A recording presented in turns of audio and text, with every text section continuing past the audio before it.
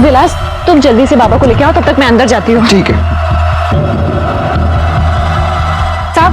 हाँ बोला। एक कंप्लेंट लिखवानी है। किस बारे में? मेरी बहन के गायब होने की। ठीक है, आई। सुन मेरी बात सुन, आज जो भी बात करना वहां कर लेना, अभी ज्यादा देर हम नहीं रुक सकते। कौन गायब हुआ है? साहब मेरी ताई। ये दोनों कौन है? ये मेरे बाबा है, ये विलास है मेरा मंगेतर। इनसे मेरी शादी होने वाली है। बैठिए। नाम क्या है तुम्हारे ताई का? आरती शिर्के, मनसे लग्न आदि अंबेडकर। कहां से गायब हुई है वो? अपने ससुराल से। कब से गायब है? साहब 6 महीने से। 6 महीने से? 6 महीने से आपकी बेटी गायब है और आपको कंप्लेंट करने की अब सूझी? नहीं साहब, ऐसी बात नहीं है। हमें भी आज ही आरती के ससुराल वालों ने बताया कि आरती हमारे पास 6 महीने पहले आई थी, लेकिन साहब आरती हमारे पास आई ही नहीं। आपको आज पता चला? मतलब इतने समय तक आपने अपनी बेटी से संपर्क करने की कोशिश भी नहीं की? साहब ये गलती हुई है, 6 महीने तक हमारी बेटी से कोई बातचीत नहीं हुई। आज हमने जब फोन किया तो पता चला कि वो अपने ससुराल में नहीं है। महिला सशक्तिकरण, अपनी पहचान, अपने पैरों पर खड़े होना, पुरुषों के साथ कंधे से कंधा मिलाकर चलना, ये सारी दावेदारियां आज भी हमारे समाज में खोखली लगती हैं जब हम आरती जैसी किसी लड़की की कहानी सुनते हैं। और दुख की बात तो यह है कि आंकड़ों में भी आरती जैसी लड़कियों की गिनती घटने की बजाय बढ़ती हुई दिखाई दे रही है। आज भी लड़की माँ बाप के लिए एक बोझ है जिसे वो जल्द से जल्द किसी दूसरे के हवाले कर अपनी जिम्मेदारी से मुक्ति पाना चाहते हैं। कहने को तो ससुराल और मायका 2 घर होते हैं, लेकिन एक पर भी वो अपना अधिकार नहीं दिखा सकती। क्या आरती इसी कड़ी का हिस्सा थी? क्यों उसके ससुराल वालों को और मायके वालों को उसकी कोई खबर नहीं थी? क्या हुआ था उसके साथ?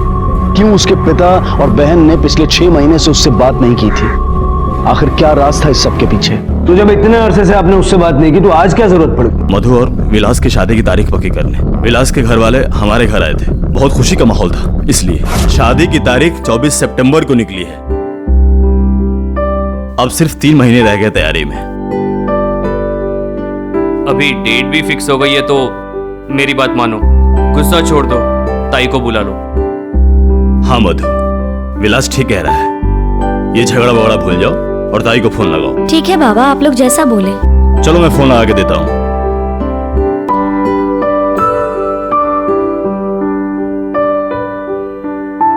ये लो, लग गया।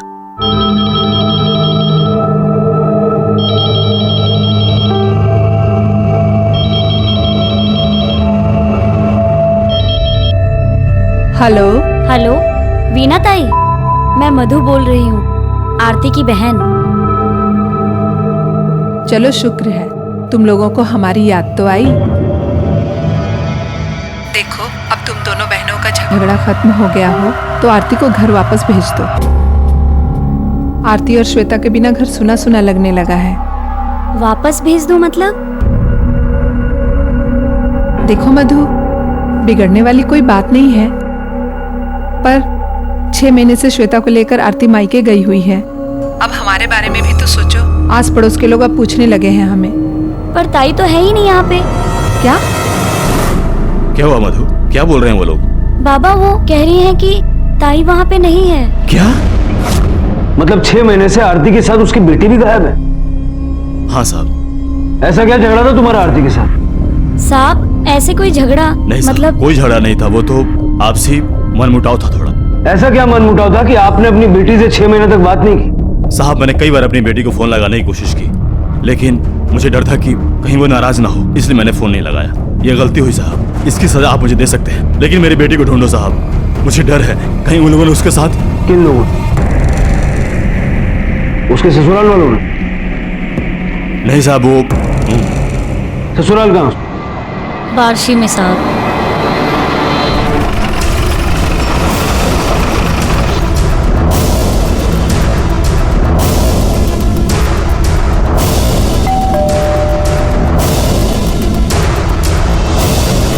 जी कहिए।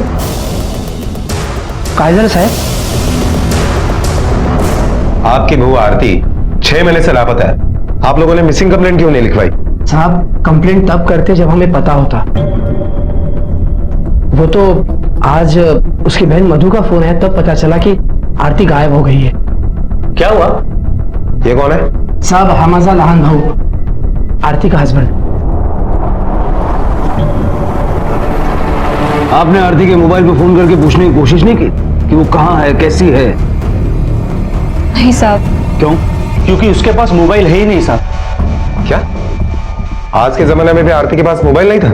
साहब मैंने उसे लेटेस्ट मोबाइल दिया था, पर वो यूज ही नहीं करती थी और बिल भी भरना पड़ता था ना साहब, इसलिए मैंने नंबर ही बंद करवा दिया। तो आप लोगों ने आरती के मायके में किसी के साथ भी फोन पर बात करने की कोशिश क्यों नहीं की? साहब हम ऐसे ससुराल वाले नहीं हैं कि बहू के जाते ही दूसरे दिन मायके में फोन करके पूछे कब आ रही है कब आ रही है, और वहां भी उसे जीने ना दे। अब फोन करते तो किसे करते साहब? उस मधु को। साहब मुझे तो लगता है इस मधु का ही हाथ है हमारी आरती को कुछ करने के पीछे। किसी ने क्या किया और क्या नहीं, इसका पता तो हम करवा ही देंगे। फिलहाल तो आप मुझे आरती का वो नंबर दे दीजिए जो वो यूज करती थी। साहब मेरे पास है, मैं देता हूँ। और हमें आरती और श्वेता के फोटोग्राफ भी चाहिए। देखा मैं सर, ये आरती और श्वेता के फोटोग्राफ्स है। आरती अपने ससुराल से कब निकली, कुछ पता चला? आरती के ससुराल वालों का कहना है कि 8 जनवरी को ही आरती अपने मायके के लिए निकली थी। मोरे, ये दोनों फोटोग्राफ्स आसपास के सारे पुलिस स्टेशन में सर्कुलेट करवा दो, देखो क्या इंफॉर्मेशन मिलती है। आरती जिस नंबर को यूज करती थी उसके 8 महीने पुराने कॉल रिकॉर्ड्स आए हैं सर। इसमें एक ऐसा नंबर है जिस पर वो काफी बात करती थी। किसका नंबर है? सर ये नंबर किसी विलास करमलकर के नाम पर रजिस्टर है। 1 महीने में तूने 52 बार आरती को फोन किया, जबकि उसने तुझे सिर्फ 12 बार फोन किया। इतना क्यों फोन कर रहा था आरती को? परेशान कर रहा था? सर मैं क्यों परेशान करूं, वो होने वाली साली है मेरी। होने वाली हुई नहीं, तूने आरती को इतना तंग किया कि आखिरकार उसके पति को उसका मोबाइल नंबर बंद करना पड़ा। सर आप जैसा सोच रहे हैं वैसा कुछ नहीं है सर। आरती और मधु का झगड़ा चल रहा था, मैं बस सॉल्व करने की कोशिश कर रहा था। ऐसा क्या झगड़ा चल रहा था जिसमें सुलह करवाने के लिए तुझे पूरा महीना आरती को फोन करके मनाना पड़ा? बोल। सर उस दिन देखिए शिरके साहब, हमारी खोनी रिडेवलपमेंट में जा रही है और जैसी ही खबर पक्की होगी मैं उसे बेचकर एक दुकान मयूर को दूंगा। वैसे भी हमारे पास सब कुछ इन दोनों का ही तो है। किशोर जी आप भूल गए, आपने दुकान दे दी है इसको, उससे 5 दुकानें हो गई इसकी। शर्म करो शर्म करो, हद होती है झूठ बोलने की। इतने साल हो गए लटका के रखा है हमें। नहीं इस बार सच में देने वाले। तू गप्पा बसा। देखिए अगर बिल्डर बाबा को इतने सालों से लटका के रखा है, इसका मतलब ये नहीं कि आप बाबा की बेइज्जती करते जाएंगे। मधु, ये क्या तरीका हो बड़ों से बात करने का? तुझे तमीज नाम की कोई चीज है भी या नहीं?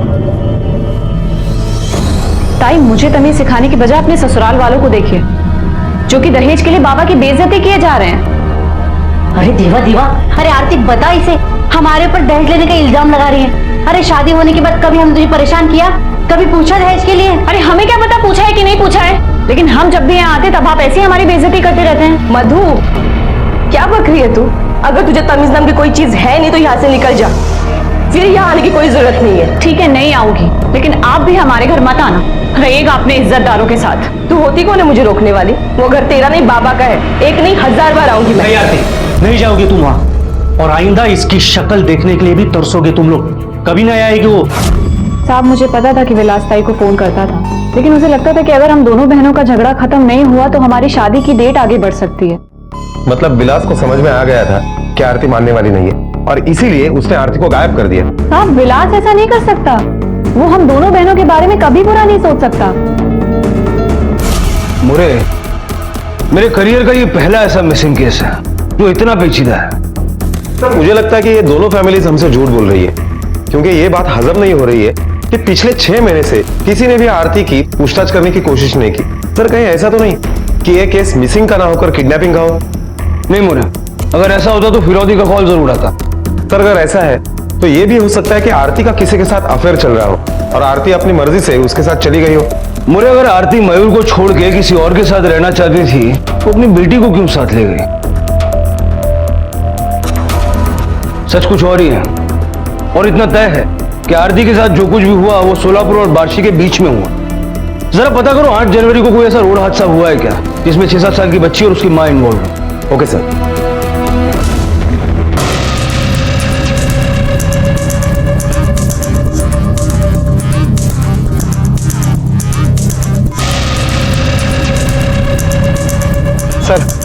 8 तारीख को ऐसा कोई भी हादसा या कोई भी केस नहीं मिली जिसमें किसी माँ और बच्चे का इन्वॉल्वमेंट हो।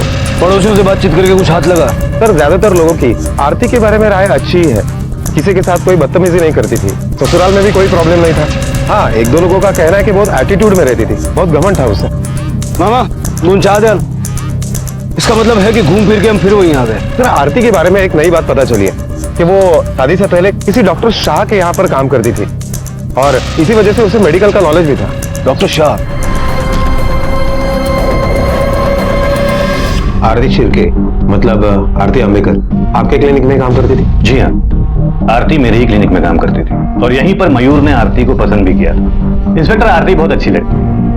क्या शादी की वजह से उसने काम छोड़ दिया? जी नहीं, ऐसी बात नहीं है। शादी के बाद भी उसने नौकरी कंटिन्यू की, लेकिन जब वो प्रेग्नेंट हो गई तो उसने काम छोड़ दिया। इनफैक्ट उसकी बेटी श्वेता मेरे ही क्लिनिक में पैदा हुई। उसके बाद वो वापस आई थी काम पर? जी नहीं, लेकिन हाँ, उसके कुछ महीनों बाद वो अपनी बहन मधु को यहाँ लेकर आई थी और उस दिन यहाँ बहुत शोर शराबा भी किया। शर्म नहीं है तुम दोनों को ये सब करते हुए? ताई, हम आपकी मदद लेने आए हैं, गालियां सुनने नहीं। अगर आप हमारी मदद कर सके। मधु, अबॉर्शन का मतलब भी जानती हो तुम? और तुम्हारी हिम्मत भी किसी शादी से पहले ये सब करने की? मुझे पता है तुमने इसे भड़काया होगा। नहीं ताई, सोचा होगा कि जो कुछ भी होगा इसे झेलना होगा। तुम तो साफ बच जाओगे, है ना? ताई, ये क्या कह रहे हो आप? सोचा था आप बहन हो मेरी, हालत समझोगी मेरी, लेकिन आप तो। चलो विलास, चलो यहाँ। हाँ जाओ। आरती, तुम रो क्यों रही हो? और वैसे भी आजकल ये आम बात हो चुकी है, तुम्हें उसे डांटने के बजाय समझाना चाहिए। चलो बुलाओ उसे और तब तक मैं नर्स को बोलकर अबॉर्शन की तैयारी करवाता हूँ। अबॉर्शन में कितनी तकलीफ होती है ये वो नहीं जानती, इसलिए इतने आराम से कह रही। जिस पे बीतती है उसको पूछो। तुम ये सब कैसे कह सकती हो? कहीं तुम्हारा अबॉर्शन? मुझे लेट हो रहा है, मैं चलती हूँ। सर हमारी इंक्वायरी मधु और विलास के खिलाफ ही जा रही है। यह भी हो सकता है कि इन दोनों ने आरती और श्वेता के साथ कुछ किया हो और अब हमारे सामने कबूल करने से मना कर रहे हो। बिल्कुल हो सकता है, क्योंकि आरती को इन दोनों का रिश्ता पसंद नहीं था, दोनों के पास मकसद था। सर, एक बस कंडक्टर ने आरती का फोटो पहचाना है, त्याला मी घेऊन आलोय। घेऊन आतमध्ये आणा। ठीक है सर। हाँ सर, मैं सोलापुर से मुंबई के लिए बस लेके गया था। यही थी ना वो? इसके साथ एक 6-7 साल की बच्ची भी थी। हाँ सर, मुझे साफ साफ याद है, यही औरत बैठी थी बस में और इसके साथ एक छोटी लड़की थी। लेकिन साहब वो औरत कुछ बोल नहीं रही थी, शांत शांत लग रही थी। कहाँ का टिकट लिया था उसने? साहब मुझे ऐसे लग रहा था कि औरत कुछ सदमे में थी, तो मैंने बच्ची को पूछा तो बच्ची ने कहा कि बस जहाँ तक जा रही है वहाँ का टिकट दे दो। तो फिर मैंने उन्हें मुंबई के 2 टिकट दे दिए। मुंबई में लास्ट स्टॉप पे उतरे थे? नहीं साहब, मुंबई तो पहुंची नहीं, पता नहीं बीच में कहाँ उतर गई। मुझे ऐसा लगता है कि हाईवे पे जब बस चाय पानी के लिए रुकी ना, तभी ये दोनों उतर गई। सोलापुर से मुंबई तक जहां जहां तुम्हारी बस रुकी सभी जगहों के नाम लिखवा लो, पढ़े लेंगे। Okay sir. मोरे, इन सभी पुलिस स्टेशन से कांटेक्ट करो। Okay sir.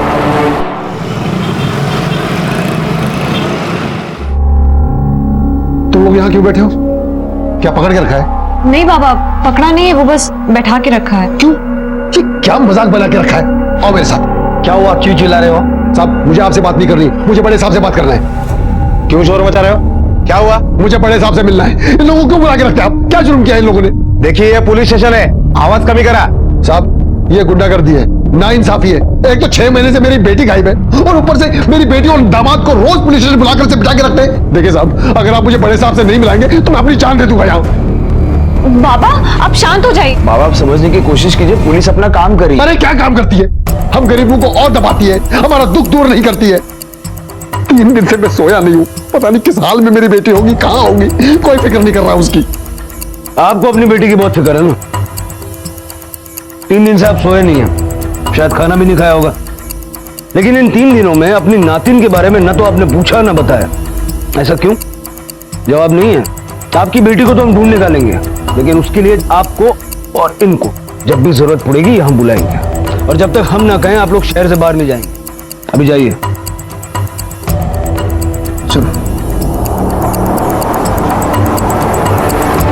मोरे ताज्जुब की बात, 6 महीने से आरती अपने ससुराल से गायब है। उसके ससुराल वाले और मायके वाले आरती को ढूंढने की बात तो कर रहे हैं, लेकिन किसी को श्वेता की नहीं पड़ी।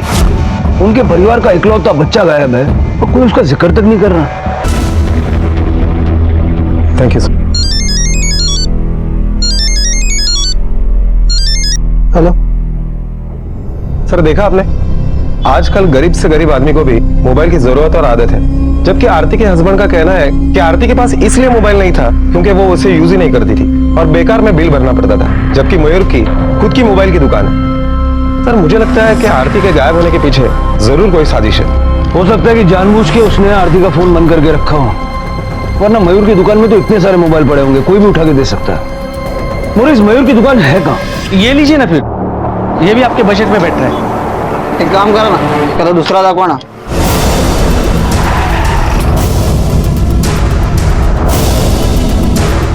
एक काम करा ना, क्या 10 मिनट नहीं आना, नया स्टॉक आने वाला, मैं आपको अच्छा दिखाता हूँ मोबाइल आपको। हाँ साहब, आरती का कुछ पता चला? नहीं, अब तक तो कुछ नहीं पता चला, लेकिन जल्दी पता चल जाएगा। वैसे मैं एक पर्सनल काम के लिए तुम्हारे पास आया हूँ। मैं अपने बीवी को मोबाइल गिफ्ट देना चाहता हूँ, और तुम तो मोबाइल के बारे में बहुत कुछ जानते हो। कौन सा मोबाइल अच्छा रहेगा? भाऊ, मैं दिखाऊं इन्हें मोबाइल? मैं संभालता हूं ना यहाँ, तू जा अंदर काम कर। हाँ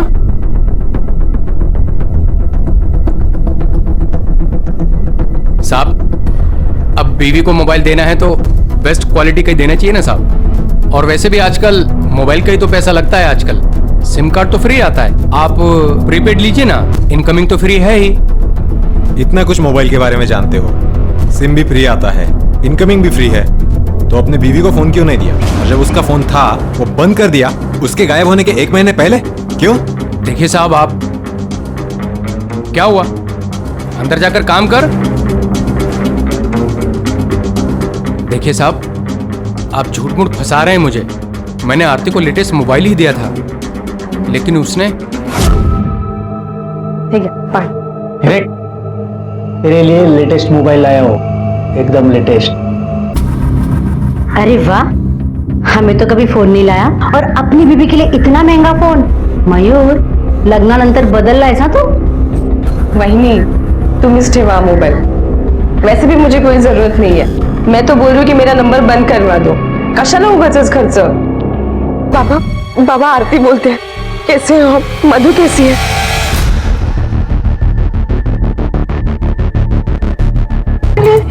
अरे काय गोंधळ चाललाय? वही नहीं, ये देखो, हमारे बारे में अपने बाप से चुगली कर रही थी, शिकायत कर रही थी हमारी। अरे तूने उसे फोन ही क्यों लेके दिया? फोन उनटाक तो फोन। कचरा फूडू, हाँ? ये तो सेकंड हैंड में भी बिक जाएगा। एक काम करता हूँ, इसका ना नंबर ही बंद करवा देता हूँ। तू देखता हूँ कैसे फोन करती है। नंबर बंद करके कोई फायदा नहीं है, सुनाना नहीं थी, उसे तो मैं सबक सिखाऊंगा। हमारे समाज ने बड़ी चालाकी से ग्रंथों और मंदिरों में औरत को देवी घोषित कर दिया, और घरों में उनकी हालत जानवरों से भी बदतर कर दी। एक से एक भयानक तरीके निकाले उन्हें प्रताड़ित करने के। दिमाग को इस कदर गुलाम बना दिया कि वो अपना हक मांगने से भी डरती है।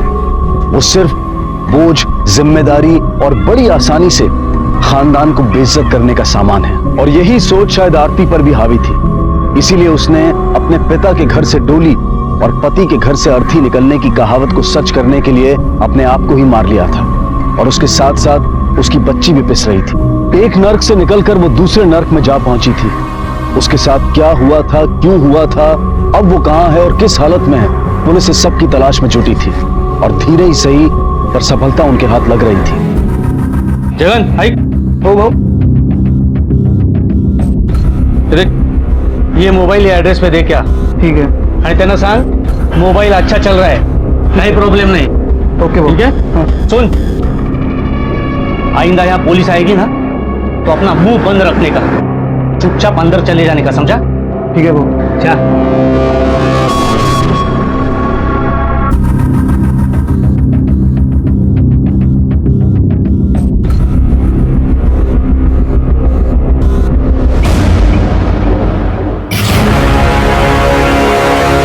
सगळं काही खरं सांगायचं, वरना यहाँ से साबुत नहीं जाएगा तू। साहब क्या बताओ साहब, मुझे तो मालूम भी नहीं आप क्या पूछ रहे हो साहब।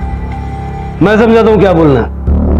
मैं उनकी दुकान पे काम करता था ना, तो उसके घर भी आता जाता होगा, बहुत कुछ देखा सुना होगा। जो कुछ भी जानता है ना वो सच सच बता, वरना श्वेता और आरती को गायब करने के जुर्म में अंदर कर दूंगा। साहब मैं क्यों आरती वहीनी को गायब करूंगा साहब? वो तो कितनी अच्छी थी साहब। जब भी भाव के लिए डब्बा लेके आती थी तो मेरे लिए भी डब्बा लाती थी साहब। पर पिछले 2 साल से उन्होंने दुकान में आना बंद कर दिया साहब। तो भाव का डब्बा लेने मैं ही घर पे जाता था। एक दिन जब घर पे डब्बा लेने गया तो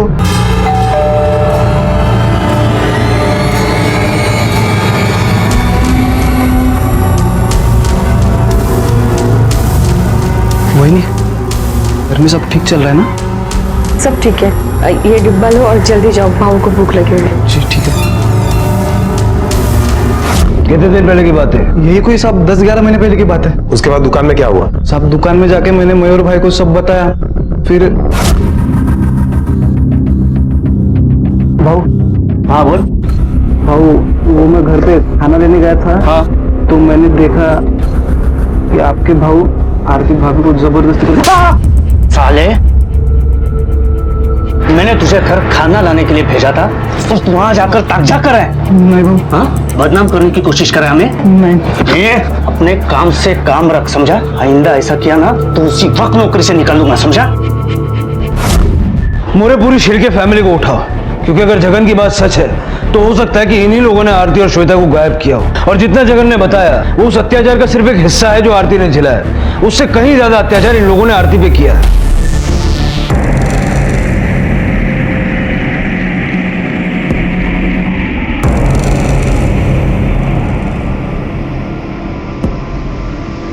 क्या हुआ? ऐसे घाबरलेलं का दिसतंय? घाबरू नको तो काय करू, वो कमीनी पेट से है। क्या क्या क्या? मुझे क्या पता किसका बच्चा है वो? आपका भी हो सकता है। देख, बच्चा किसी का भी हो, वो बच्चा नहीं चाहिए। जगन ने हमें सब कुछ बता दिया है। अब तुम लोग शुरू से बताओ, क्या किया तुमने आरती के साथ? मोरे, ये लोग ऐसे नहीं मानेंगे, इनसे अपने तरीके से बोलो। हमने कुछ नहीं किया। सब मत मारे साहब, मैं बताती हूँ। सब हमने कुछ नहीं किया। वो पागल हो गई थी और पागलपन के दौरे में अपनी बेटी के साथ घर छोड़ के चली गई। पागल हो गई थी या तुमने पागल कर दिया?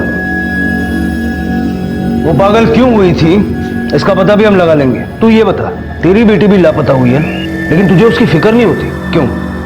क्योंकि मुझे पता नहीं वो मेरी बेटी है। भाऊ की साहब,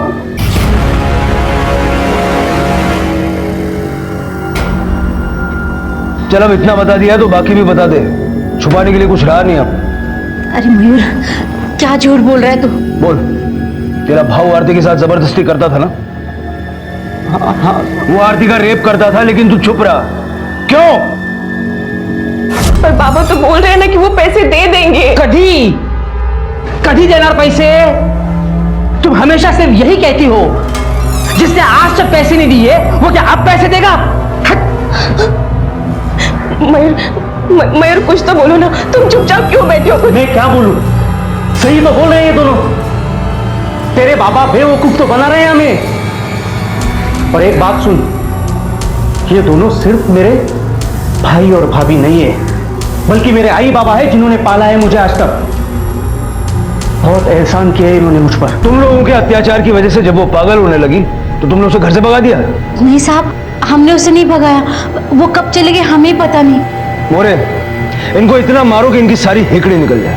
इनको समझ में आना चाहिए कि एक मासूम लड़की के साथ इन्होंने क्या किया।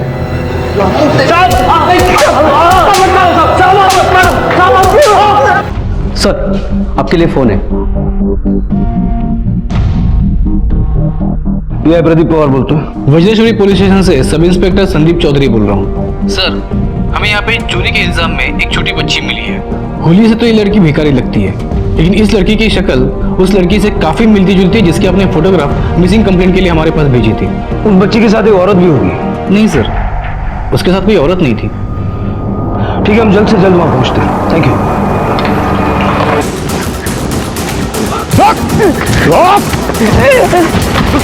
तरह से चल नहीं सकता, भागते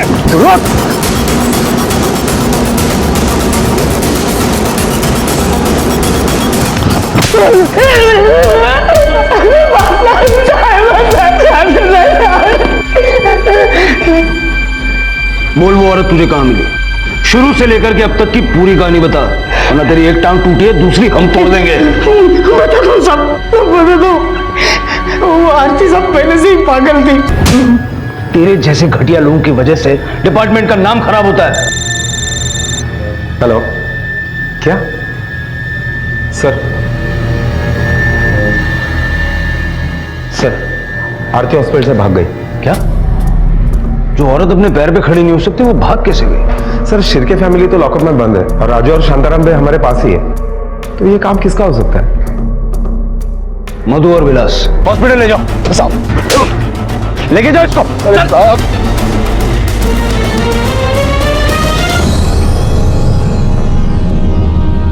चलाता नहीं तो और क्या करता साहब? वैसे भी वो जिंदा लाश थी, एक बोझ बन गई थी वो समाज में। कैसे किसी को मुंह दिखाता?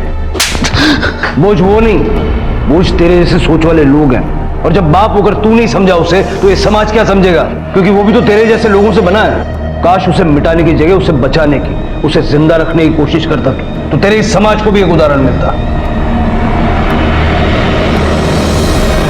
आरती और आरती जैसी हर लड़की की प्रताड़ना के लिए हम सब जिम्मेदार हैं। जो सभ्य होने का दिखावा तो करते हैं, लेकिन अपने घरों की अदृश्य जेलों में अपनी लड़कियों को कैद करके रखते हैं। उनमें आत्मविश्वास भरने की बजाय उन्हें कमजोर होना सिखाते हैं, जिसकी वजह से वो अपने ऊपर होने वाले हर अत्याचार को अपना नसीब समझ लेती हैं। आज की सीख उन तमाम लड़कियों के लिए है जो अपने आप को कमजोर मानकर दूसरों के लिए जीती हैं। जब ये अपने लिए जीना लड़ना चाहेंगी, तभी ये समाज उन्हें जीने देगा। इसी विचार के साथ अब मैं अनूप सोनी आपसे विदा लेता हूं। फिर मुलाकात होगी अगले एपिसोड में एक और चौंका देने वाले केस के साथ।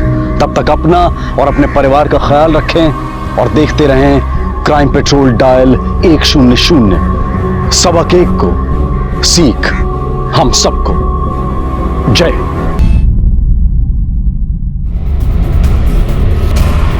पोस्टमार्टम के लिए भेजो और पता लगाओ कि ये है कौन। Okay sir. सब बता दो, सब बता दो। सब मैंने कुछ नहीं किया था। मैं तो सिर्फ वहां से जा रहा था। वो आदमी पहले से मरा हुआ पड़ा था। मैंने तो सिर्फ उसका बटुआ चुराता था। माँ कसम खा के बोलता हूं। सर, वॉलेट से विक्टिम की आइडेंटिटी का पता चल गया है। इंडस्ट्रियलिस्ट मिस्टर संजीव नारंग का बेटा रोहन नारंग था और उनको भी इन्फॉर्म कर दिया है। क्राइम सीन के आसपास के एरिया को अच्छे से चेक किया, कहीं कोई हथियार नहीं मिला, सिर्फ एक डैमेज फोन मिला। साथ ही इसके बारे में भी पूछताछ की है। गरीब मजदूर है, एक फैक्ट्री में काम करता है, वहीं से घर लौट रहा था। इसका मतलब ये सच कह रहा है। मिस्टर, जाने दो इसको। चलो।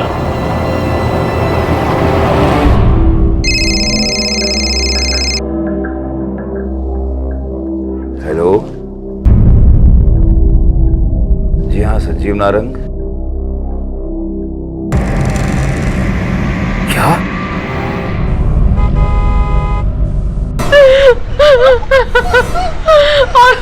इंस्पेक्टर साहब, दिया और निशा कहाँ पे? दिया और निशा? मेरी बहू और पोती, वो दोनों भी रोहन के साथ गाड़ी में थी। पर हमें तो वहां पर कोई नहीं मिला और ना ही वहां पर कोई गाड़ी थी। किस गाड़ी की बात कर रही हैं? उस गाड़ी का नंबर बता सकते हैं आप? तिवारी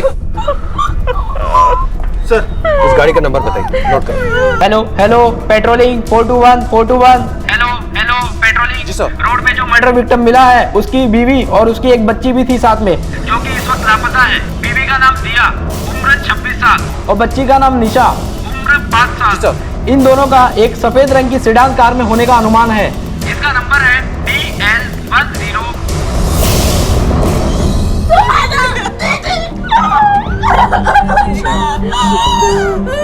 ये हमारे फैमिली फ्रेंड है मिस्टर माथुर, और ये इनकी बेटी सुहाना।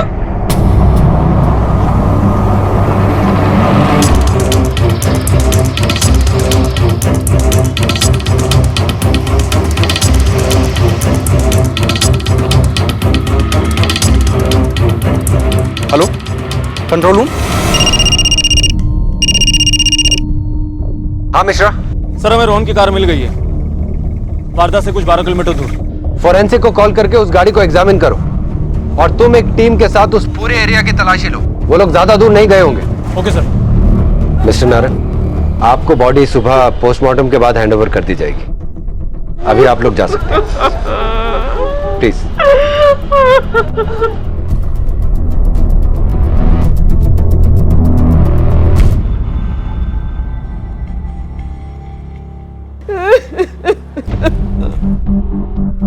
आप नहीं गई मिस सुहाना, कुछ कहना चाहती हैं आप? रोहन की वाइफ दिया का शादी से पहले एक विभोर नाम के लड़के के साथ अफेयर था। मुझे पूरा यकीन है कि ये कोई हादसा नहीं है, ये एक प्लान साजिश है। रोहन का कत्ल और दिया का किडनैप दिया ने खुद करवाया है ताकि उसका रोहन से पीछा छूटे और वो अपने यार के साथ भाग जाए। ये सब बातें जो आप मुझे बता रही हैं, क्या रोहन की फैमिली इस बारे में जानती है? जानती है, सब कुछ जानती है, लेकिन वो क्यों छुपा रहे हैं ये मैं नहीं जानती। लेकिन तुमको ये सब कैसे पता? मारे गए युवक रोहन की पत्नी दिया का वो अधूरा प्यार जिसकी बात ये लड़की सुहाना कर रही थी, इस पूरे मामले की एक अहम इंफॉर्मेशन थी जिसे रोहन के परिवार वालों ने पुलिस को बताया ही नहीं था। क्या ये अनजाने में हुई एक भूल थी या फिर सोच समझकर ऐसा किया गया था? अगर नारंग परिवार ने ऐसा जानबूझकर किया था तो क्यों? क्या वो नहीं चाहते थे कि उनके बेटे को इंसाफ मिले? क्या रोहन की पत्नी दिया ने ही अपने पति की हत्या और अपनी बच्ची के अपहरण की साजिश रची थी? या फिर इस लड़की सुहाना ने पुलिस को गुमराह करने के लिए झूठ बोला था? बहरहाल पुलिस ने विभोर का पता दिया के कॉल रिकॉर्ड्स की मदद से निकाल लिया और उस तक पहुंच गई। तुम विभोर हो? हाँ सर। मैं शक है कि दिया ने अपने एक्स बॉयफ्रेंड के साथ मिलकर यह सब कुछ किया है। तुम्हारा क्या ख्याल है? एक्स बॉयफ्रेंड सर, आपका मतलब क्या है? मतलब आप मुझ पे शक कर रहे हैं क्या? हाँ, तुम पे शक कर रहा हूं मैं। तुम और दिया एक दूसरे से प्यार करते थे ना? एक नहीं हो पाए, तकलीफ तो हुई होगी तुम्हें, हुई थी कि नहीं? हाँ सर, मैं और दिया एक दूसरे से बहुत प्यार करते थे और सर तकलीफ भी हुई थी जब दिया के मॉम डैड ने उसकी शादी सिर्फ पैसे के लिए उस रोहन नारंग से करा दी थी सर। लेकिन आप सोचिए सर, अगर मुझे भागना होता तो मैं उस वक्त भागता ना सर, या फिर कोर्ट में जाके शादी कर लेता। सर अब दिया की शादी को 6 साल हो चुके हैं सर, उसके बाद मैं ये सब क्यों करूंगा? तुम्हारे कॉल रिकॉर्ड्स हैं हमारे पास। दिया और तुम्हारी अभी भी फोन पे बात होती थी, रेगुलरली होती थी, लेकिन महज एक दोस्त की तरह। महीने में 2-3 दफा होती थी सर। ये दिया और रोहन के बीच में रिश्ते कैसे थे? दिया ने कुछ बताया था तुम्हें? सर उन दोनों के बीच अच्छे रिश्ते नहीं थे सर। हाँ, लेकिन एक बात है, रोहन शादी से पहले किसी सुहाना नाम के लड़के से प्यार करता था। सुहाना?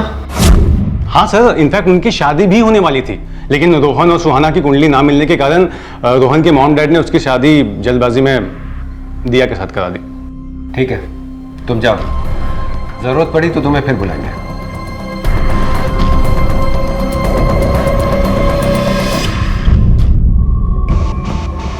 रोहन, सुहाना, दिया, विभोर, इनके बारे में सभी जानते हैं। कुछ छिपाने जैसा है ही नहीं। हाँ, मैंने आपसे ये बात इसलिए छिपाई क्योंकि मुझे लगा कि इन बातों का इस मामले से भला क्या ताल्लुक हो सकता है। इस मामले से किस बात का ताल्लुक हो सकता है और किस बात का नहीं, यह तय करना आपका काम नहीं है मिस्टर नार, हमारा काम। आपके बेटे रोहन और आपकी बहू दिया के बीच में रिश्ते ठीक नहीं थे, इसके बारे में कुछ कहना है आपको?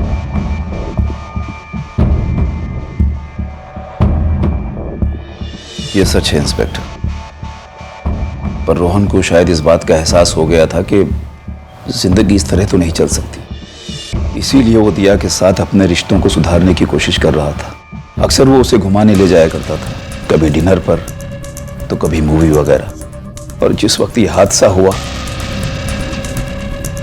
उस वक्त भी वो लोग डिनर करके ही लौट रहे थे। बहुत देर कर दिया आपके बेटे ने रिश्ते सुधारने में। खैर, मैं उम्मीद करता हूं कि अब कुछ ऐसा नहीं है जो आप हमसे छिपा रहे हैं। जी।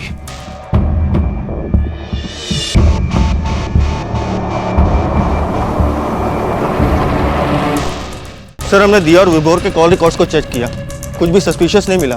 विभोर सच कह रहा है सर। सर वो महीने 2 महीने में कभी एक आध बार उसे कॉल किया करता था, उसमें भी कोई लंबी ड्यूरेशन की कॉल नहीं है और ना ही कोई लेट नाइट कॉल्स है। सर हो सकता है ये मामला फिरौती के लिए की गई हत्या का हो या फिर किडनैपिंग का।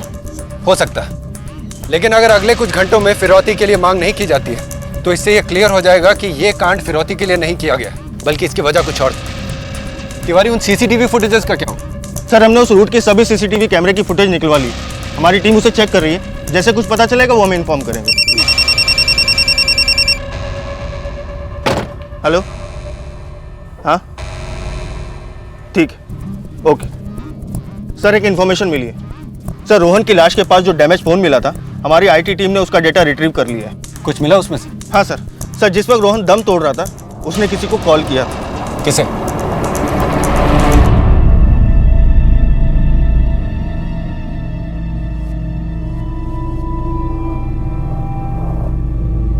काश कि तुमने थोड़ी सी हिम्मत दिखाई होती रोहन, तो ये सब कभी नहीं होता। सुहाना, भूल जाओ उसे और जिंदगी में आगे बढ़ो। तुम्हें मैंने पहले भी कितनी बार समझाया, लेकिन तुमने मेरी बात नहीं मानी। एटलीस्ट अब तो मान जाओ। साहब नीचे पुलिस वाले आए हैं, मैडम को बुला रहे हैं। ठीक है, तुम जाओ। सुहाना, तुम अच्छे तरीके से जानती हो ना कि तुम्हें वहां क्या बोलना और क्या नहीं।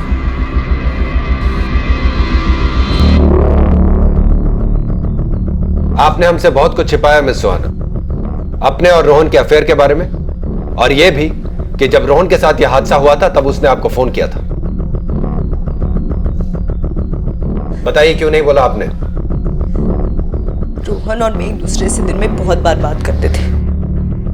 दिन में भी बात होती थी और अगर जरूरत पड़ी तो रात को भी होती थी। इसमें कुछ खास नहीं था आपको बताने के लिए। जब रोहन ने आपको फोन किया तब शायद वो अपना दम तोड़ने वाला था, फिर भी आपको नहीं लगता कि कोई खास बात थी? मैंने उससे बात करने की बहुत कोशिश की, कई बार हेलो हेलो भी कहा, लेकिन उसने कोई जवाब नहीं दिया। और फिर भी आपको ये बात कुछ अजीब नहीं लगी? नहीं, रोहन ऐसा कई बार करता था। जब भी वो उदास होता था सिर्फ मेरी आवाज सुनने के लिए फोन करता था। मुझे लगा शायद उसने इसलिए कॉल किया है मुझे। आप झूठ बोल रहे हैं मिस सुहाना। मतलब आपको लगता है मैंने ये सब करवाया? आपका दिमाग तो खराब नहीं हो गया इंस्पेक्टर? अपनी आवाज और अंदाज को कंट्रोल करो। तुम एक पुलिस ऑफिसर से बात कर रहे हो। आप मेरी बहन के ऊपर इतने बेहुदा इल्जाम कैसे लगा सकते हैं? क्योंकि तुम्हारी बहन के पास कई वजह थी ऐसा करने की। लेकिन मैं रोहन से प्यार करती थी, मैं उसे क्यों मारूंगी? क्योंकि रोहन ने अपने घर वालों की बात मानकर दिया से शादी कर ली, शायद इसी बात का बदला लेने के लिए। रोहन की शादी भले ही दिया से हुई थी, लेकिन वो... नहीं सुहाना, प्लीज सिद्धार्थ मुझे बोलने दो। ठीक है, जो मन में आता है वो करो।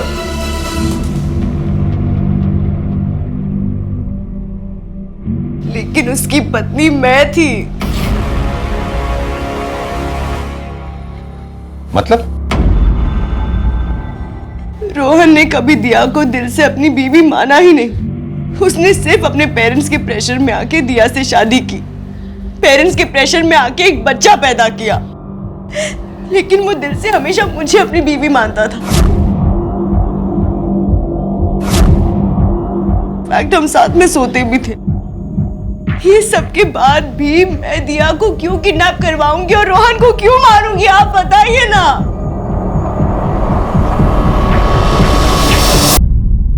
सर दिया के पेरेंट्स आइए प्लीज। सर कुछ पता चला दिया और निशा के बारे में? अभी तक तो नहीं, पर हम कोशिश कर रहे हैं। रोहन और दिया के रिश्ते अच्छे नहीं थे ये तो हम जानते हैं, लेकिन क्या कभी दिया ने आप लोगों को रोहन या उसके परिवार वालों के बारे में कुछ ऐसा कहा जो आप हमें बताना चाहें, या फिर ऐसी कोई भी बात जिसे इस केस से जोड़कर देखा जा सके? शादी की बात की जिंदगी के बारे में दिया ने हमें कभी कुछ नहीं बताया। हमें जो कुछ भी पता चलता था वो प्रतिभा से पता चलता था। प्रतिभा? सर मेरी छोटी बहन दिया की बुआ। दिया प्रतिभा से सारी बातें शेयर करती थी। तिवारी सर, प्रतिभा जी का नंबर और एड्रेस इनसे ले लीजिए। Okay sir. आप लोग मेरी बात क्यों नहीं समझ रहे हो? मैं कह रही हूँ दिया ने भाई को मरवाया। हम सब लोग जानते कि भाई दिया को पसंद नहीं करते थे, बस इसी बात का बदला लेने के लिए उसने भाई को मरवा दिया। आपको क्या लग रहा है दिया किडनैप हो गई है? वो कोई किडनैप नहीं है, वो सिर्फ नाटक कर रही है। कुछ दिन बाद खुद ही वापस आ जाएगी भाई की विधवा बनके प्रॉपर्टी पे क्लेम करने। बस निधि बस कर, हम सब सच्चाई जानते हैं, तो फिर क्यों?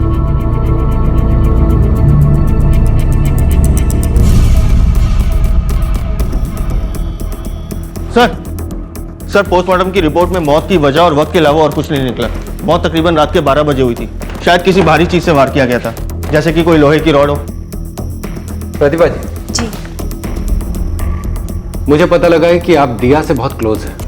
तो क्या कभी दिया ने आपसे कोई बात कही रोहन के बारे में या उसकी फैमिली के बारे में जो आप हमें बताना चाहें? दिया रोहन से परेशान थी। अकेले उस घर में दिया ही परेशान नहीं थी, कोई और भी था जो रोहन से परेशान था। कौन? उनके पिता संजीव नारंग। दिया ने मुझे खुद बताया था कि रोहन के पिता उसकी हरकतों से इतना परेशान हो चुके थे कि उसको बर्दाश्त करना मुश्किल हो चुका था। और एक दिन तो रोहन, तो तुमने ये तय कर लिया है कि तुम अपने बाप के मुंह पर कालिक पोत के रहोगे? नहीं अंकल, ऐसी बात। तुम पति बन गए, एक पिता बन गए, तब भी तुम्हें अक्ल नहीं आई।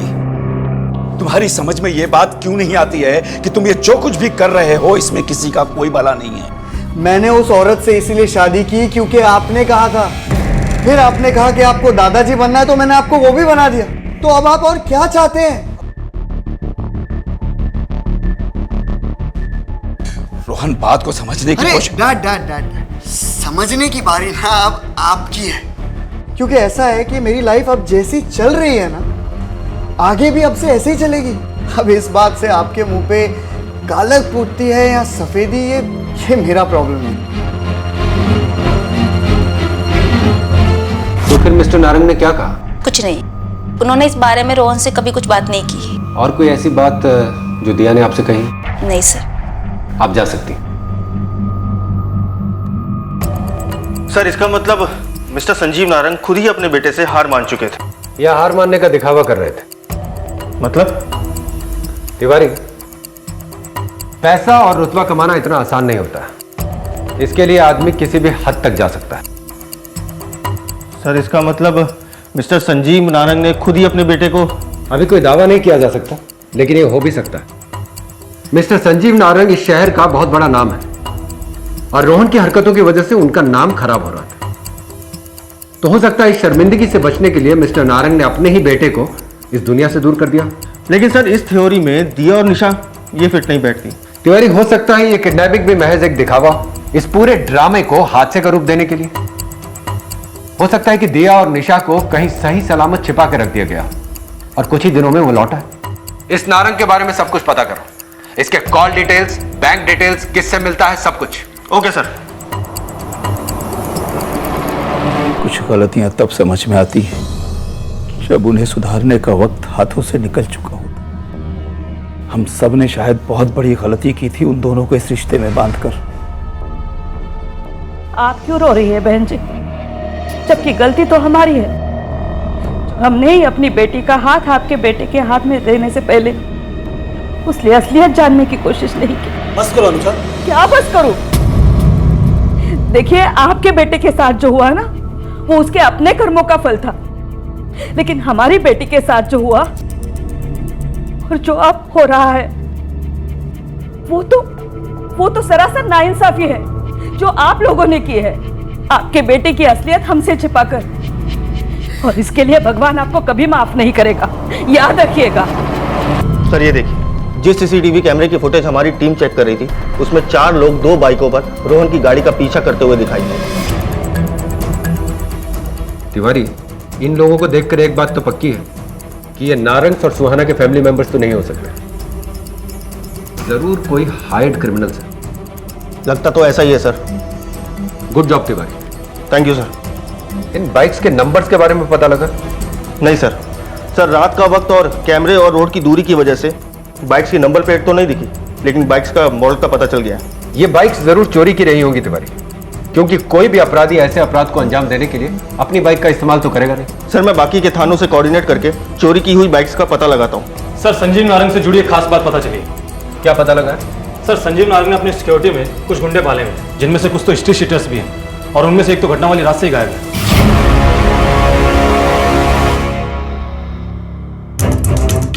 तिवारी सर, सीसीटीवी फुटेज में देखने वाले ये बाइकर्स कहीं यही गुंडे तो नहीं है? हो सकता है सर। मिश्रा, सबको घेरो। Okay sir. क्या जरूरत थी तुम्हें उन लोगों से इस तरह से बात करने की? हमारी बिटिया को लौटकर उनके साथ ही उस घर में जाके रहना है। अरे कैसे पिता हो तुम? इतना सब होने के बावजूद भी आपको लगता है कि हमारी दिया को उस घर में रहना चाहिए और उन लोगों के साथ रहना चाहिए जिन्होंने उसकी ये हालत बना दी।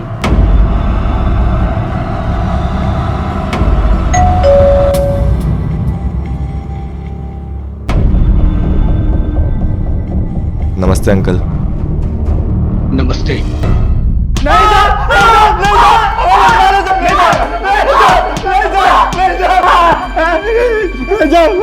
रोहन नारंग को किसने मारा? उसकी बीवी और बेटी कहाँ है? बोलो। सच में साहब हमें कुछ नहीं पता साहब, हम तो बस सिक्योरिटी देखते हैं साहब, और उनमें से किसी से कभी कोई बात तक नहीं हुई हमारी साहब। और जिस दिन ये सब कांड हुआ उस दिन तो हम पूरी रात फैक्ट्री में थे साहब, हमारी नाइट ड्यूटी थी साहब, आपने तो पता नहीं। इन दोनों की तब तक धुलाई करो जब तक ये सच ना बोल दे।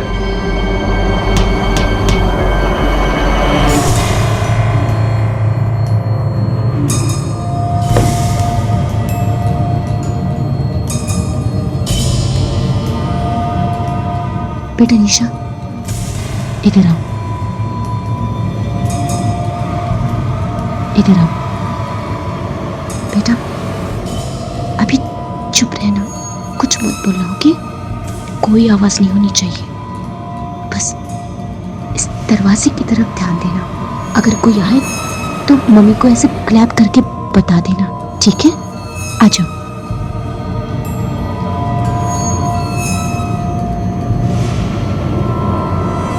आपके स्टाफ में 2 क्रिमिनल्स हैं, हिस्ट्री शीटर्स। बता सकते हैं इन्हें हायर करने की जरूरत क्यों पड़ी? इस बारे में मुझे कोई जानकारी नहीं है, और जिन लोगों को आपने पकड़ा है वो मेरी कंपनी के सिक्योरिटी गार्ड हैं जो एजेंसी के थ्रू आते हैं। आपको क्या लगता है कि इतने छोटे लेवल की भर्तियां मैं खुद करता हूंगा?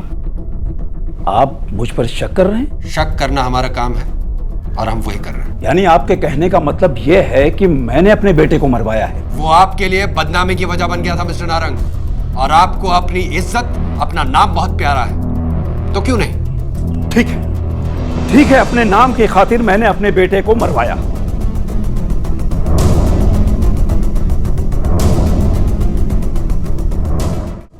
शक तो इन दोनों फैमिलीज पर जा रहा है, लेकिन जिन लोगों ने इस अपराध को अंजाम दिया है ना, वो हायर्ड क्रिमिनल्स थे, क्योंकि उन्होंने बाइक से इस अपराध को अंजाम दिया है।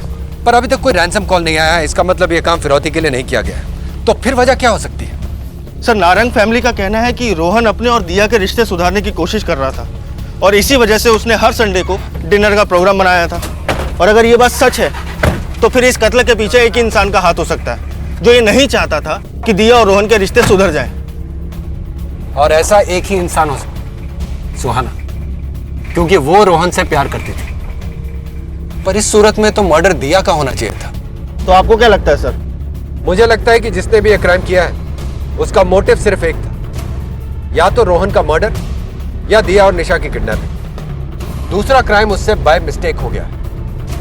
या तो वो लोग रोहन का मर्डर करने आए थे, दिया और निशा ने उनमें से किसी एक को पहचान लिया और उन्हें उन दोनों को किडनैप करना पड़ा, या फिर वो दिया और निशा को किडनैप करने आए थे, रोहन ने उन्हें बचाने की कोशिश की और इस चक्कर में रोहन मारा गया। लेकिन कौन सा क्राइम जानबूझ के किया गया है और कौन सा एक्सीडेंटली हुआ है, इसका कैसे पता चलेगा सर? नारंग फैमिली से तो हमने पूछताछ कर ली है, अब देखते हैं दिया के घर वालों से हमें क्या लीड मिलती है।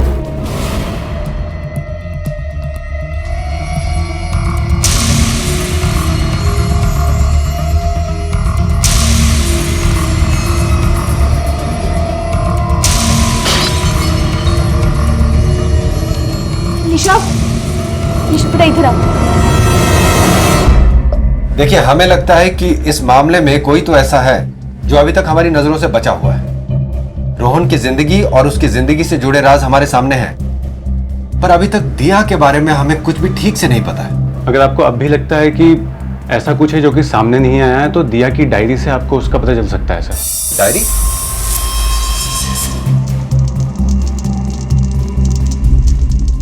हाँ सर, दिया ने खुद मुझे बताया था। उस घर में किसी से उसकी पटती नहीं थी, इसलिए दिया अपने दिल की बातें उनको बोल नहीं पाती थी, इसलिए उसने डायरी लिखना शुरू किया था। चलो तिवारी। इंस्पेक्टर सर, आप यहाँ क्या कर रहे हैं? हमें आपके घर की तलाशी लेनी है। सर्च वारंट है आपके पास? देखिए, हमें अपना काम करने दीजिए। चलो तलाशी लो। इंस्पेक्टर सर रुकिए, आप ऐसा कुछ नहीं कर सकते। इंस्पेक्टर, मैं अभी अपने लॉयर को कॉल करती हूँ। कर लो लॉयर को। हेलो मिस्टर सक्सेना,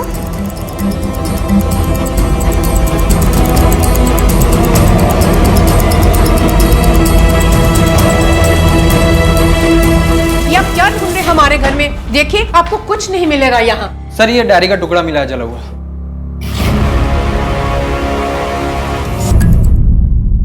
ये डायरी दिया की है ना? किसने जलाया इसको? तुमने? मैं आपके किसी भी सवाल का जवाब नहीं दूंगी। मिसेस नारंग, आपने अपना बेटा खोया है और आपकी बहू और मासूम पोती की जान खतरे में। हम उन्हें बचाने की कोशिश कर रहे हैं। हम चाहते हैं कि आपके बेटे को इंसाफ मिले, लेकिन इसके लिए आपको हमारी मदद करनी होगी। हमें बताइए कि दिया की इस डायरी में ऐसा क्या लिखा था कि इसे जला दिया गया? माँ, आपको परेशान होने की कोई जरूरत नहीं है। आपको इनको कुछ भी बताने की जरूरत नहीं है। ये हमारा कुछ नहीं बिगाड़ सकते। आप चलिए यहाँ से, अब चलिए।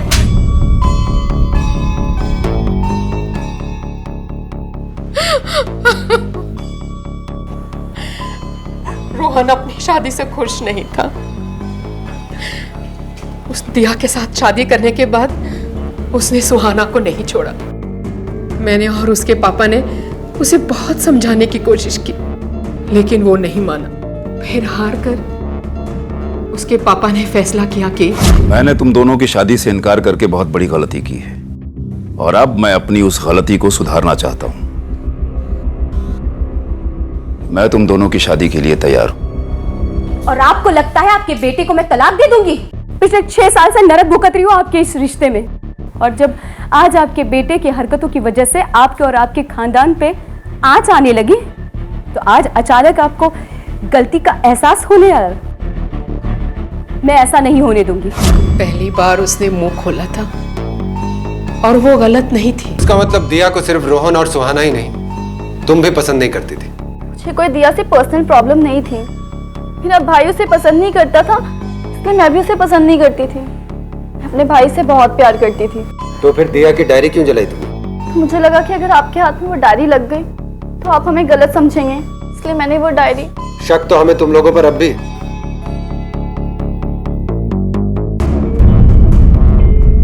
तिवारी, जितने भी लोग रोहन और दिया के टच में थे, उनके दोस्त, रिश्तेदार या कोई भी, उन सब का बैकग्राउंड चेक करो। इनमें से किसी का भी किसी भी तरीके के क्राइम से कोई भी संबंध निकलता हो तो मुझे तुरंत इन्फॉर्म करो। Okay sir.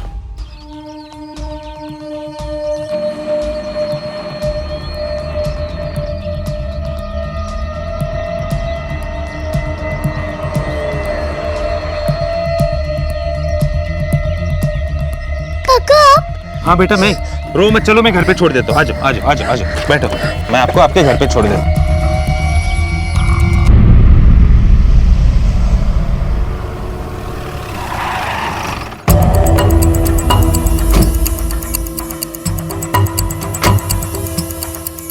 आप खुद ही ड्राइव करती हैं? कोई ड्राइवर नहीं है आपका? वो एक्चुअली आज मेरा ड्राइवर छुट्टी पे है। क्यों? नहीं कोई बात नहीं, आपसे कुछ पूछताछ कर लेते। हाँ, जब दिया ने रोहन को डिवोर्स देने से मना कर दिया तो मुझे उस पर बहुत गुस्सा आया। लेकिन आप शायद भूल रहे हैं कि जिस रात को दिया और निशा का किडनैप हुआ था, उस रात को रोहन का मर्डर भी हुआ था। और अगर ये सब मैंने करवाया होता ना, तो सिर्फ किडनैप होता, मर्डर नहीं। मैं रोहन से प्यार करती थी इंस्पेक्टर। लेकिन जब रोहन ने दिया से अपने रिश्ते सुधारने की कोशिशें शुरू कर दी, उसे रेगुलर बेसिस पे डिनर पे, मूवीज पे ले जाने लगा, तब तुम्हें रोहन से नफरत नहीं हुई? बहुत नफरत हुई थी। मैंने रोहन से इस बारे में बात भी की थी, लेकिन रोहन ने कहा वो वही कर रहा है जो सही है। तब तो तुम्हारे पास रोहन का कत्ल करने की भी वजह थी और दिया को किडनैप करने की भी। आप जो समझना चाहते हैं समझ सकते हैं, लेकिन सच्चाई इसी में है कि मैंने कुछ भी नहीं किया है। अगर रोहन से मैं नफरत कर पाती ना, तो तब करती जब उसने दिया से शादी की थी, और दिया से भी तभी बदला लेती। 6 साल लंबा इंतजार नहीं करती, समझे आप? सर एक खबर मिली है। मिस्टर संजीव नारंग ने बैंक से 1 करोड़ रुपए निकाले, वो भी कैश। 1 करोड़? जी हाँ, वो पैसे मैंने ही निकाले थे। किस लिए? उन कातिलों को देने के लिए जिन्हें आपने अपने बेटे की सुपारी दी थी? जी, उन्हीं लोगों को देने के लिए जिन्होंने मेरे बेटे को मार डाला, लेकिन अपनी बहू और अपनी पोती को बचाने के लिए। कल रात उन लोगों का फोन आया था मुझे। हेलो, तेरी बहू और तेरी पोती हमारे कब्जे में, समझा? अब जो बोल रहे ना चुपचाप वो कर। हेलो हेलो, ये ले, तेरे बहू से बात कर। बाबूजी, बाबूजी मुझे बचा लीजिए बाबूजी।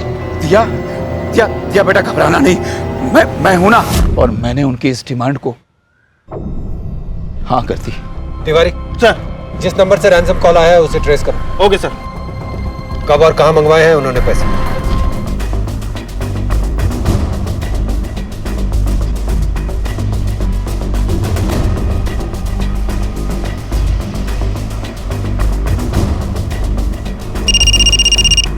बोलिए मिस्टर नारंग। 1 बजे का वक्त दिया था उन लोगों ने, अब तो 2 बज गए, लेकिन यहाँ किसी का कोई अता पता नहीं है।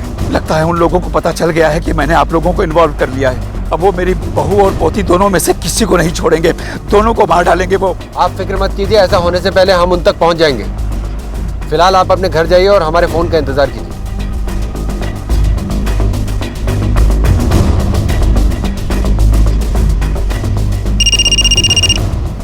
हाँ मिश्रा बोलो। नारंग को जिस नंबर से रैंसम कॉल आया था वो एक ऐसे आदमी के डॉक्यूमेंट पर इश्यू करवाया गया है जो 2 साल पहले ही मर चुका है।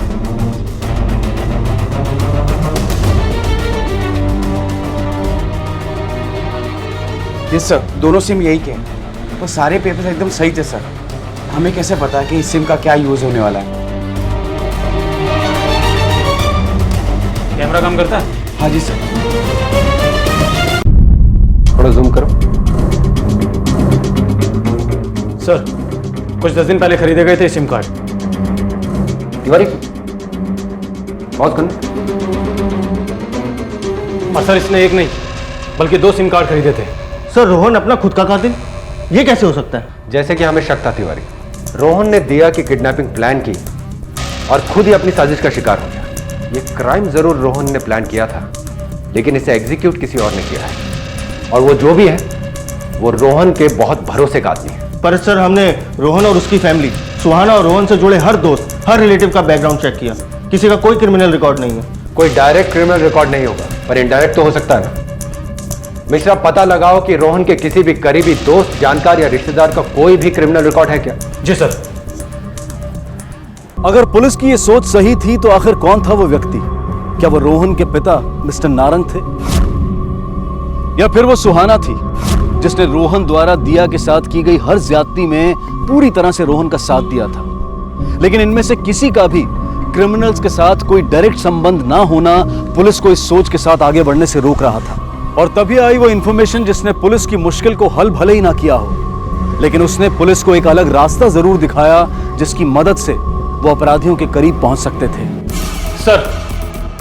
सर, सीसीटीवी फुटेज में जो बाइक्स रोहन की गाड़ी का पीछा करते हुए दिख रही थी वो दिल्ली हरियाणा बॉर्डर पर पड़ने वाले गांव से चोरी हुई थी।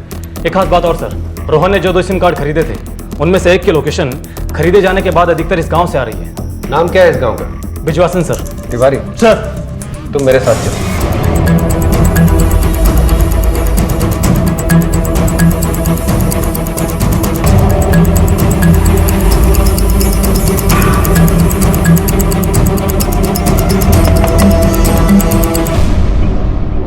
बहादुर जी, तुम्ही ने कुछ दिन पहले अपने बाइक चोरी होने की कंप्लेंट करवाई थी। जी हाँ साहब।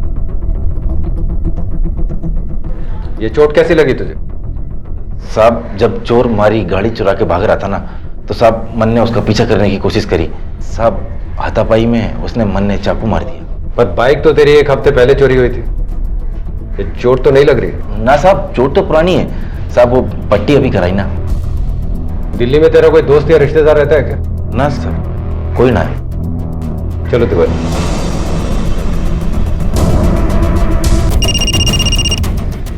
हाँ मिश्रा बोलो।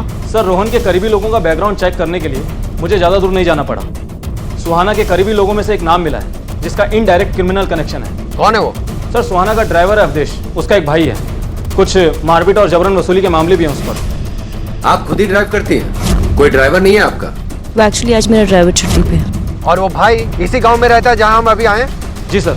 गाड़ी वापस लो। उसका नाम क्या मिश्रा? बहादुर।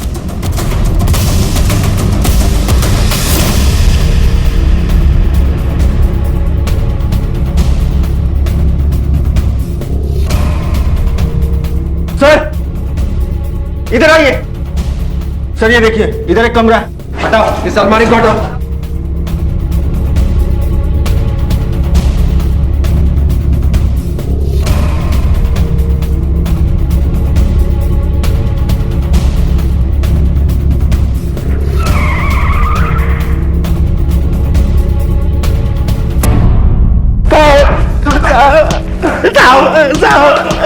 साहब माफ कर दो। चलो अब शुरू से शुरू करो कि यह सब शुरू कहां से हुआ था। साहब मैं कई सालों से सुहाना मैडम जी के यहाँ गाड़ी चलाने का काम करता था, इसलिए उनके, रोहन साहब और दिया मैडम जी के बीच में क्या क्या चल रहा था मैं सब जानता था साहब। जब एक दिन मेरा भाई बहादुर किसी को चाकू मारकर मेरे घर छुपने आया तब रोहन साहब ने देख लिया, लेकिन रोहन साहब ने मुझे कहा कि ये बात मैं किसी को नहीं कहूँगा, यहाँ तक कि सुहाना जी को भी नहीं। लेकिन एक शर्त रखी, उन्होंने कहा कि मेरी बीवी का मर्डर करना है तुम्हें किसी एक संडे को। ये 5 लाख रुपए अभी और बाकी का 20 लाख रुपए काम होने के बाद। महीने के हर संडे की रात को रोहन साहब दिया मैडम जी को बाहर लेके जाया करते थे। थोड़ी दूर पर उनकी गाड़ी हमने रोकी थी, वो मर चुके थे, इसलिए साहब सब गड़बड़ हो गया। जानते हो रोहन और तुम लोगों की सबसे बड़ी गलती क्या थी?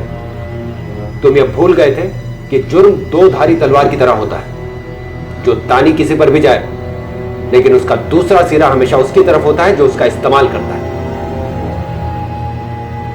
रोहन के माता पिता ने रोहन और दिया की मर्जी के खिलाफ उनका रिश्ता जोड़कर एक गलती की, लेकिन उससे भी बड़ी गलती की रोहन ने उस जिद के आगे घुटने टेक कर और फिर दिया से अलग होने के लिए जुर्म का रास्ता चुनकर। सुहाना ने रोहन की शादी के बाद भी उससे संबंध रखकर इस गलती को और गंभीर बना दिया। देखा जाए तो इस पूरे मामले में दिया की कोई गलती नहीं थी। अगर इन लोगों ने गलतियां ना की होती या गलतियां होने के बाद वक्त रहते उन्हें पहचान कर उन्हें सुधारने की एक ईमानदार कोशिश की होती तो इनकी जिंदगी का अंत उतना दुखद नहीं होता जितना कि हुआ।